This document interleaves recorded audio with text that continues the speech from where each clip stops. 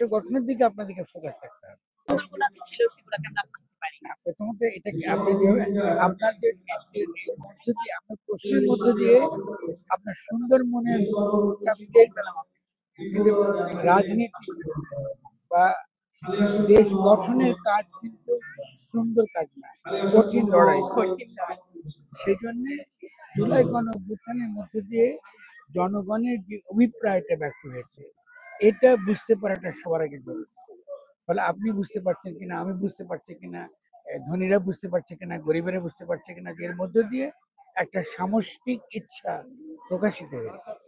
এটাকে আমরা ঠিক মতো বুঝতে পারলে পারলাম, আর বুঝতে না পারলে আবারও বিভাজনটা থাকে, বিভাজন। ঐক্য হবে না। নির্বাচনটা আমরা কত সময় পর্যন্ত আপনি আপনার জায়গা থেকে এই আশা করছেন? গণঅভ্যুত্থানের লক্ষ্য তো নির্বাচন ছিল না। জি না।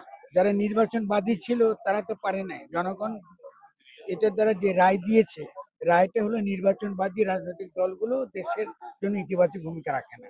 ফলে এখনকার রাজনীতিকে বলা হয় গঠন, নতুন ভাবে রাষ্ট্রকে গঠন করা, সরকার নির্বাচন সরকার নির্বাচন। না, রাষ্ট্র গঠন। রাষ্ট্র গঠন। তো রাষ্ট্র গঠনের দিকে আপনাদেরকে ফোকাস থাকতে হবে, ঠিক আছে না? সেই ফোকাস যদি না থাকেন তাহলে মারাত্মক ভুল করবেন এবং আবার ব্যর্থ হয়ে যাবেন। অসংখ্য ধন্যবাদ ঠিক আছে? স্যার।